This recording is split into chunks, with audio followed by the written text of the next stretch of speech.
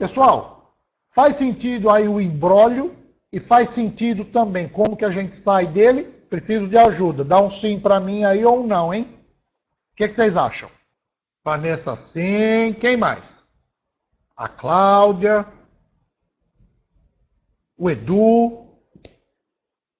O Renato. Renato, guarda a pergunta. No final eu abro, a gente responde, tá? Não posso agora parar para responder tua pergunta, mas já, já. Legal. Tá.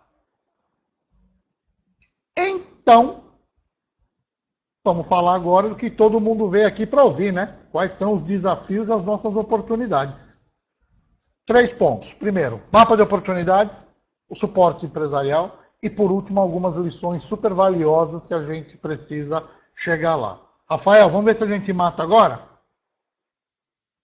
A solução é internacionalizar um conjunto maior de empresas brasileiras. Nesse caso, micro e pequenas.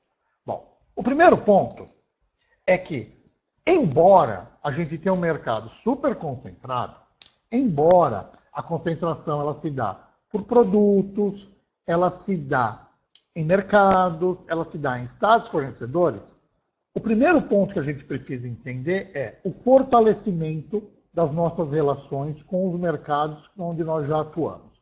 Em especial com a China, com os Estados Unidos, com a Argentina e com a Holanda. Esse é o primeiro ponto. O segundo ponto é que, depois do fortalecimento que já existe, serão as grandes empresas que continuarão comprando o que nós vendemos, como que a gente vai aumentar o volume de participação de organizações dentro desse cenário? E esse processo, rapaziada, ele passa por 3 etapas. A primeira delas é por planejamento. A segunda é por meio de estruturas de cooperação. E o terceiro ponto por meio de inovação. O ponto central é que todas as vezes que a gente fala de processo de fortalecimento do comércio exterior brasileiro por meio da internacionalização de micro e pequenas empresas, e aí com programas como Exporta Fácil, Primeira Exportação, Exporta São Paulo, temos vários programas que já foram lançados e aparentemente eles não funcionam bem. Por que que isso acontece? Porque a gente também tem que fazer o nosso meia-culpa.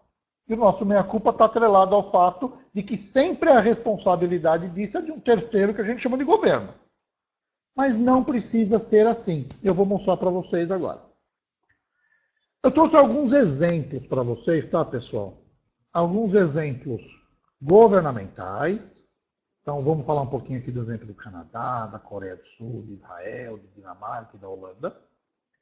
Vou falar também um pouquinho de soluções privadas, então, como é a Startup Stone, o Porto Digital, Startup Chile, Startup Braga lá em Portugal, para a gente começar a entender. Primeiro ponto é, falando de cultura governamental, com exceção do Canadá, que aqui o Canadá tem algumas características de mercado mais amplas, todos os demais países, eles acabam tendo uma característica muito específica, que são mercados geograficamente pequenos. Então, hoje, o que acontece, por exemplo, em países como Canadá, Coreia do Sul, Israel, Dinamarca e Holanda?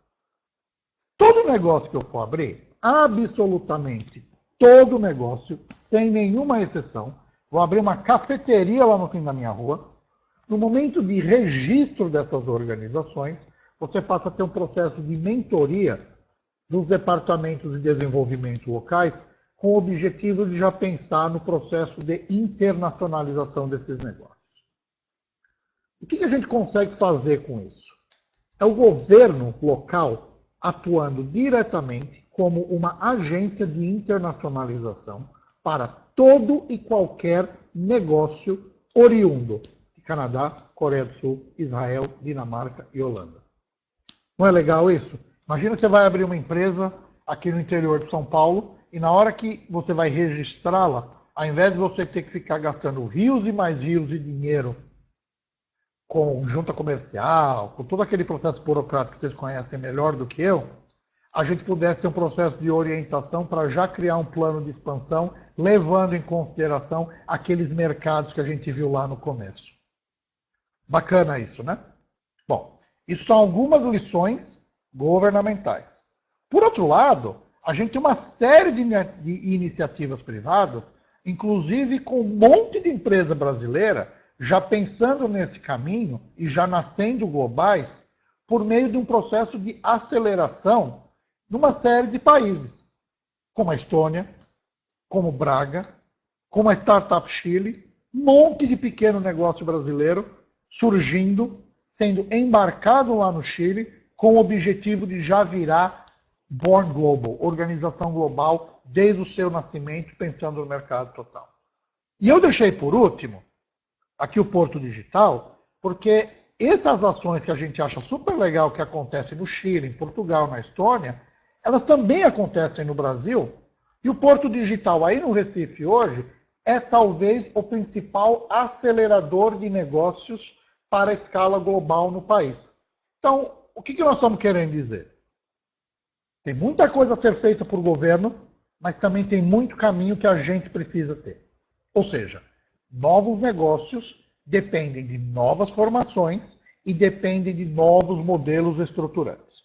Porque se a gente for pensar em comércio exterior, onde eu vou ficar sentado no meu escritório, esperando a carga cair do céu, eu tenho péssimas notícias para vocês. O processo ele precisa começar por identificação de mercado, fechamento de negócio e aí sim a entrega de produtos. Tudo bem, pessoal? Bom, então só para a gente fechar, entender a globalização, ela deve ocorrer de forma completa e ampla. A atuação internacional ela não deve nem pode ser privilégio exclusivo de grandes organizações. Conhecer as iniciativas públicas e privadas que levam à internacionalização das empresas e, consequentemente, das pessoas, será o grande fator de criação de valor agregado para as empresas brasileiras nos próximos anos.